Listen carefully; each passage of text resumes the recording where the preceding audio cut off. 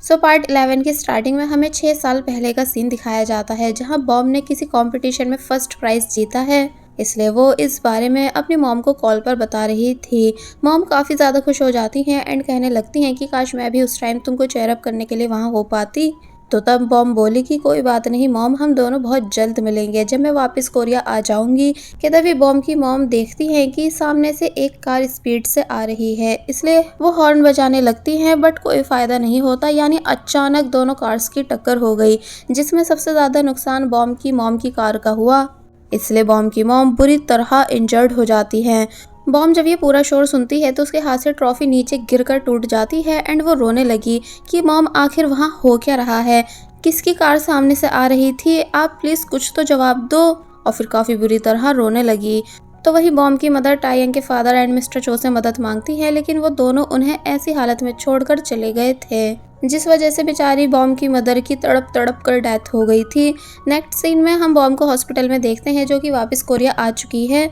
उसके हाथ में एक फॉर्म है, यानी वो डॉक्टर के समझाने पर इस पर साइन कर चुकी है जो कि ऑर्गेन्स डोनेशन का था। लेकिन तभी बॉम को अपनी मदर दिखने लगी एंड उसे रियलाइज हुआ कि मैं ठीक नहीं कर रही हूँ। इसलिए तभी भागती हुई गई और चिल्ला चिल्ला कर रिक्वेस्ट करने लगी कि प्लीज मेरी मॉम को मत मारो, मैं उनके एक भी ऑर्गेन को डोनेट करने के लिए रेडी नहीं हूँ, इसलिए प्लीज मेरी मॉम की बॉडी में कुछ मत करना। बट काफी देर हो चुकी होती है एंड उस टाइम पर ग्यूरी की मॉम यानी मिस किम ने बॉम को संभाला था।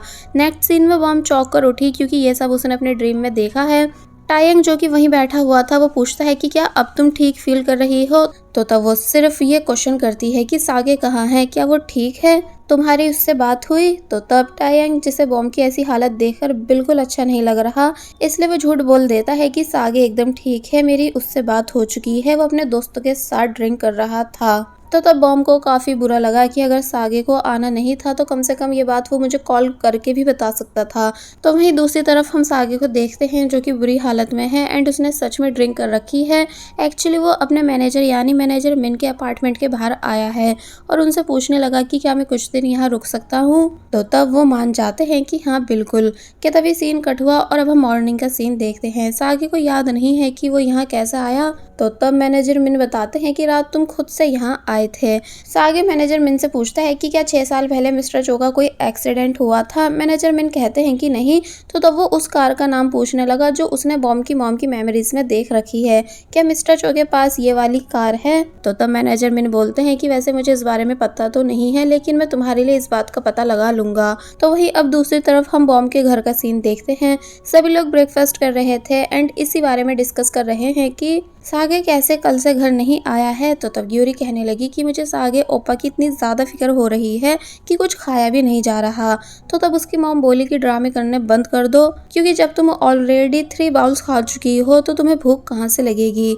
फिर बताने लगी कि कल वैसे सागे मुझसे बॉम की मदर की डेथ के बारे में पूछ रहा था, शायद वो ऐसे घर में नहीं रहना चाहता है जहाँ किसी की डेथ हो चुकी हो। ग्यूरी कहती है कि नहीं, वो ऐसा नहीं कर सकते। तो वहीं बॉम बस चुप बैठी रही एंड उसे काफ़ी बुरा लग रहा था। वेल अब नेक्स्ट सीन में हम देखते हैं कि सागे उसी हॉस्पिटल में आया है जहां उसका आई ट्रांसप्लांट हुआ था। वो ये जानना चाहता है कि उस आइस किसने डोनेट करी थी, लेकिन नर्स बोली कि सॉरी, ये सब हमारे रूल्स के अगेंस्ट है, इसलिए हम आपको कुछ नहीं बता सकते। सागे उदास होकर जाने लगता है कि तभी उसे याद आने लगा कि कैसे मुझे यहाँ पर लाया गया था। जब मेरी आईज इंजर्ड हो गई थी, मैं कितनी बुरी तरह दर्द के मारे चिल्ला रहा था। फिर वो बॉम को देखने लगा कि बॉम भी कैसे परेशान हुई होगी जब उसकी मदर की डेथ हो गई थी और ऑर्गन्स को भी बॉडी से निकाला जा रहा था। ये बात बॉम के लिए बहुत बड़ी और दर्दनाक रही होगी। फिर वो उस टाइम को याद करने लगा कि जब मुझे मॉम ने बताया था कि हमें डोनर मिल चुका है, तो तब हम दोनों कितने ज़्यादा खुश हो गए थे बिना इस बात को जाने कि दूसरी तरफ बॉम बुरी तरह रो रही है और इस बात के सदमे में है। वेल सागे अब एक्सीडेंट प्लेस पर आया और सब चीज़ों को फिर से याद करने लगा कि मैंने मिस्टर चो को कैसे देखा था। इसका मतलब इतना तो कंफर्म है कि बॉम की मदर के कातिल मिस्टर चो ही हैं, लेकिन मैं इस बात को प्रूफ कैसे करूं, यानी कि कोई भी मेरा यकीन नहीं करेगा कि मैं बॉम की मदर की मेमोरीज देख पाता हूं, यहाँ तक कि बॉम भी मेरा यकीन नहीं करेगी। और फिर तभी काफ़ी ज़्यादा परेशान होने लगा कि तभी हम देखते हैं कि उसे मिस्टर मिंचल दूर से देख रहे थे। फिर तभी जाने लगे और उन्होंने मिस्टर चो से इस बारे में बात की कि सागे एक्सीडेंट साइट पर आया हुआ है, इसका मतलब उसको सच में सब कुछ पता है, इसलिए हमें मिलकर बात करनी चाहिए। तो ये सुन मिस्टर चो परेशान होने लगे। वेल अब नेक्स्ट सीन में हम देखते हैं कि मिस्टर चो सभी पर चिल्ला रहे हैं कि अभी तक न्यू सॉन्ग रेडी क्यों नहीं हुआ। तो तब जीना चुप बैठी थी, फिर याद करने लगी कि मैंने कैसे बॉम से कॉल पर बात की एंड उससे पूछा था कि क्या उसके पास कोई और न्यू सॉन्ग है जिसे वो बेचना चाहती है। तो तब बॉम ने साफ मना कर दिया था, ये बताकर कि अब से मैं खुद से अपने सॉन्ग्स को रिलीज करूंगी और उन्हें प्रोड्यूस भी करूंगी। तो तब जीना को गुस्सा आया था और अब वो प्रेजेंट में अपने फादर को वही सॉन्ग दिखाती है जिसके अंदर उसने बॉम के सॉन्ग्स की लाइंस को ऐड करा हुआ है, यानी बॉम के सॉन्ग को चुरा कर लिखा हुआ है। मिस्टर शो को वो सॉन्ग काफी ज्यादा पसंद आया, इसलिए वो हैरानी से पूछते हैं कि क्या ये सच में तुमने लिखा है। जीना कहती है कि हाँ, तो तब वो काफी ज्यादा खुश होने लगे एंड जीना को वेल डन बोलकर उस सॉन्ग को रिकॉर्ड करने की तैयारी में लग जाते हैं। वेल अब नेक्स्ट सीन में हम देखते हैं कि बॉम अपनी आंट के साथ भागती हुई पुलिस स्टेशन आई है, क्योंकि पुलिस स्टेशन में किसी ने कॉल करके बताया है कि उसको पता है कि 6 साल पहले बॉम की मदर की कार को किसकी कार ने हिट करा था। बॉम काफी ज्यादा खुश होती है कि 6 साल के बाद आज थोड़ी सी उम्मीद नजर आई है। फिर ये सभी उस पर्सन के आने का इंतजार करने लगे जो कि विटनेस है एंड ऑब्वियसली वो और कोई नहीं बल्कि सागे ही था। लेकिन जब वो बॉम को बैठे हुए देखता है तो अंदर जाने की हिम्मत नहीं कर पाता कि मैं बॉम का सामना कैसे करूं। और जब बॉम को पता चलेगा कि उस दिन उसकी मॉम की आइज़ मुझे मिली थी तो वो मुझसे नफरत करने लगेगी, इसलिए बहुत टाइम बीत जाता है और वो सामने आता ही नहीं। बॉम ऑफिसर से उस पर्सन का नंबर मांगती है तो वो बताते हैं कि कॉल से की गई थी, इसलिए हमारे पास कोई भी नंबर नहीं है। तो तब बॉम का दिल टूट गया। दोनों बाहर आ जाती हैं एंड कहने लगती हैं कि लगता है जरूर किसी ने हमारे साथ मजाक करा है और ये एक बहुत ही घटिया मजाक था। तो तब सागे भी इन दोनों की बातें सुन रहा था। बॉम काफी ज्यादा उदास नजर आ रही होती है क्योंकि उसे अपनी मॉम के केस में एक उम्मीद नजर आई थी जो कि खत्म हो चुकी है, इसलिए मिस किम को घर जाने के लिए टैक्सी के पैसे देकर खुद पैदल यहाँ से चली गई। तो तब मिस किम बोलती हैं कि ये हमेशा सबकी फिक्र करती है और खुद चलकर अपनी पार्ट टाइम जॉब पर जा रही है, इसलिए मुझे बॉम के लिए बहुत ही ज्यादा बुरा फील हो रहा है। वेल अब हम रात का सीन देखते हैं कि जब टायंग आ रहा था तो तब उसके फादर उससे आकर मिलते हैं और बात करने के लिए बोलते हैं।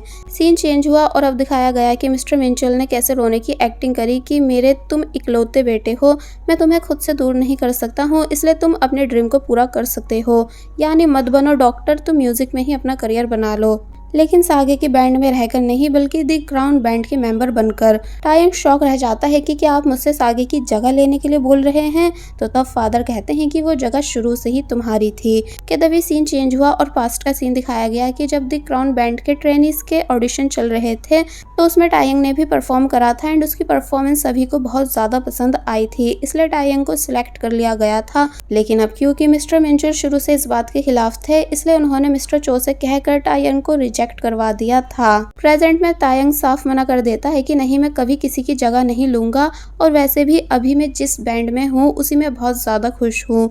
और फिर तभी यहाँ से चला गया। तो तब मिस्टर मिंचल कहने लग जाते हैं कि मैंने इतनी एक्टिंग करी रोने की, लेकिन मेरे बेटे को कोई फर्क पड़ा ही नहीं। पहले अब नेक्स्ट सीन में ग्यूरी दिखाई जाती है जिससे उसकी मॉम बोल रही है कि आज बॉम का मूड बिल्कुल भी ठीक नहीं है उसकी मॉम की वजह से, इसलिए तुम बॉम के साथ रहो और उसे डिनर कराने भी ले जाना ताकि वो लाइट फील कर सके, यानी थोड़ी खुश हो जाए। इसलिए ग्यूरी बॉम के पास आती है जहाँ बॉम पार्ट टाइम जॉब करती है। फिर वो बॉम को हैप्पी करने की कोशिश करने लगी, उसके लिपस्टिक शेड्स लगा लगा के। फिर कहती है कि तुम्हारे लिप्स कितने ज्यादा ड्राई हैं, लगता है कि ये हमेशा ड्राई ही रहने वाले हैं क्योंकि तुम तो कभी बॉयफ्रेंड बनाओगी ही नहीं, जिससे तुम्हें कभी किस का एक्सपीरियंस भी नहीं हो पाएगा। तो तब बॉम बोलती है कि तुम्हें किसने कहा कि मैंने कभी किस एक्सपीरियंस नहीं करी है, और फिर आगे को याद करने लगी कि वो कैसे मुझे किस करता है।